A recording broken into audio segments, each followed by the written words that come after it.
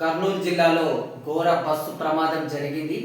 అసలు ప్రమాదం జరగడానికి కారణాలు కనుక ఒకసారి పరిశీలిస్తే, డ్రైవర్ బస్సు నడిపేటప్పుడు రోడ్డు మధ్యలో ఒక ఆల్రెడీ బైక్ యాక్సిడెంట్ జరిగింది. ఆ బైక్ పైన 300 మీటర్లు అదే విధంగా బస్సు నడపడం వల్ల ప్రమాదం జరిగినట్టుగా ప్రాథమిక నిర్ధారణలో తేలింది. ఇది ఖచ్చితంగా డ్రైవర్ నిర్లక్ష్యం ఒక కారణంగా మనకు కనిపిస్తుంది.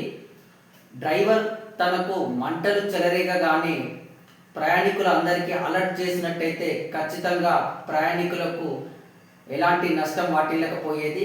కానీ దురదృష్టవశాత్తు ఈ సంఘటన జరగడం అత్యంత బాధాకరమైనటువంటి విషయం. ఈ మధ్య ఒక సర్వే చేశారు డ్రైవర్ల గురించి. ఆ సర్వే ఏమిటంటే, ఒక 25% డ్రైవర్లు అర్ధరాత్రి నుంచి పొద్దున 6 వరకు మధ్యలో నిద్రపోతున్నట్టుగా కూడా ఒక సర్వేలో తేలింది. అదేవిధంగా స్లీపర్ క్లాస్ బస్సులను కనుక పరిశీలిస్తే ఈ మధ్య తరచుగా ప్రమాదాలకు లోనవుతున్నాయి. మామూలు బస్సుకు స్లీపర్ క్లాస్ ఏసీ బస్సుకు మధ్య తేడా ఏంటనేది ఒకసారి పరిశీలిస్తే, మామూలు బస్సులో విద్యుత్ వినియోగానికి 2 నుంచి 3 కిలోవాట్లు మాత్రమే సరిపోతే, ఏసీ బస్సు స్లీపర్ క్లాస్ బస్సులో అయితే 15 నుంచి 20 కిలోవాట్ల విద్యుత్ అవసరం ఉంటుంది. విపరీతమైనటువంటి విద్యుత్ వినియోగం వల్ల కేబుల్స్ పైన ఒత్తిడి ఏర్పడుతుంది. విద్యుత్ కూడా నిరంతరంగా ప్రవహించడం వల్ల కూడా కేబుల్స్ పై ఒత్తిడి ఏర్పడి, వేడి ఏర్పడి, ఏసీలో ఉన్నటువంటి కంప్రెసర్ కావచ్చు, కూలింగ్ కాయిల్స్ కావచ్చు, ఆల్టర్నేట్ కావచ్చు, వేడెక్కి షార్ట్ సర్క్యూట్ ప్రమాదాలు జరుగుతున్నాయి.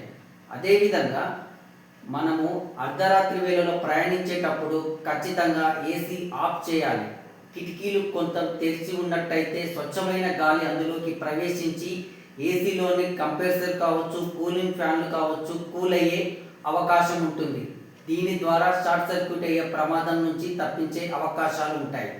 ఒకప్పుడు పశ్చిమాసియా దేశాల్లో మాత్రమే నగరంలో ఉన్నటువంటి వినోద విహార కార్యక్రమాలకు మాత్రమే స్లీపర్ క్లాస్ బస్సులు వినియోగించేవారు. తదనంతర కాలంలో ప్రజా రవాణాలో కూడా స్లీపర్ క్లాస్ బస్సులు వినియోగిస్తున్నారు. 2009లో చైనాలో ఒక 20 స్లీపర్ క్లాస్ బస్సులకు ప్రమాదం జరిగితే అక్కడ ఉన్నటువంటి గవర్నమెంట్ స్లీపర్ క్లాస్ బస్సులపైన నిషేధం విధించింది. కావున భారత ప్రభుత్వం స్లీపర్ క్లాస్ బస్సులపైన నిషేధం విధిస్తేనే భవిష్యత్తులో ఇలాంటి హృదయ విదారక సంఘటనలు జరగకుండా చూసుకునే బాధ్యత ప్రభుత్వానికి ఉంటుంది.